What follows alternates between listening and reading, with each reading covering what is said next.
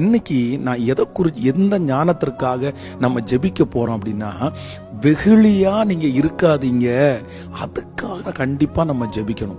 பாருங்க, இந்த வெகுளியா இருக்கிறவங்க கெட்டவர்கள் கிடையாது. வெகுளியா இருக்கிறவங்க ரொம்ப நல்லவர்களா இருப்பாங்க. வேதத்துல ஈசாக்கு ஒரு வெகுளித்தனமான ஒரு மனுஷன், கண்டிப்பா அவர் நல்ல. அதனால வெகுளித்தனமா இருக்கிறவங்க இன்னொருத்தரை கெடுக்க நினைக்க மாட்டாங்க, சந்தோஷமா இருக்கணும்னு நினைப்பாங்க. அவங்க யாருக்கும் எந்த துரோகமும் பண்ண மாட்டாங்க. வெகுளியா இருக்கிறவர்கள் நல்லவர்கள் தான். ஆனா இந்த வெகுளித்தனம் சில நேரத்தில் அவர்களுக்கே ரொம்ப பாதிப்பா அமைஞ்சிரும்.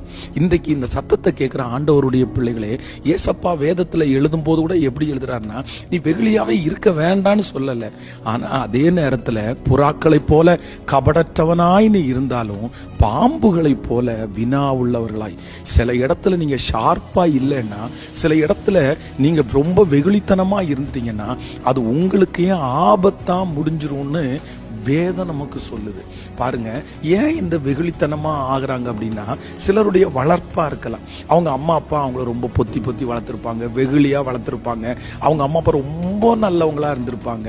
அதனால பிள்ளைகளை சொல்லி கொடுத்து இந்த மாதிரி நல்ல குடும்பத்துல நல்ல அம்மா அப்பாவுடைய பிள்ளைகள் தான் ரொம்ப பிள்ளைங்க வெகுளியா இருக்கிறாங்க. இவங்கள்ட்ட பேசக்கூடாது, இவங்கள்ட்ட பேசணும், இன்னதை பேசணும், இது எதுவுமே தெரியாம வெகுளியா இருப்பாங்க. இன்றைக்கு நீங்க கூட, என் பிள்ளை வெகுளியா தான் பாஸ் இருக்கிறார், என் கணவனார் வெகுளியா இருக்கார், என் மனைவியும் அப்படிதான், இந்த மாதிரி வெகுளித்தனமா இருந்து எவ்வளவு இழந்தாச்சு தெரியுமா, எவ்வளவு கஷ்டப்படுறாங்க தெரியுமா. அப்படி இருக்கிறவங்களுக்கு நான் நம்புறேன், கண்டிப்பா நான் ஜெபம் பண்றேன், ஆண்டவர் உங்களுக்கு ஒரு விசேஷித்த ஞானத்தை கிருபையாய் தருவார். இந்த சத்தத்தை கேட்கிற நீங்க ஒருவேளை அந்த மாதிரி வெகுளித்தனமா இருந்தா, நான் சொல்றேன், இப்போ உங்களுக்கு நல்லா தான் இருக்கும். ஆனா அதே நேரத்துல உங்களுக்கு ஒரு சூழ்நிலை வரும்போது பாருங்களேன், உங்களுடைய வாழ்க்கை ரொம்ப தலைகளாய் மாற்றப்படும். இந்த வெகுளித்தனம் எப்போ நமக்கு பிரச்சனை பண்ணும் அப்படின்னு சொன்னா, மற்றவங்களுடைய பிரச்சனையை நம்ம மேல போட்டுருவாங்க. பாருங்க, இந்த வெகுளித்தனமா இருக்கிறவர்களை நிறைய பேர் பயன்படுத்திக்குவாங்க, வித்தியாசமான காரியங்களுக்கு பயன்படுத்துவாங்க.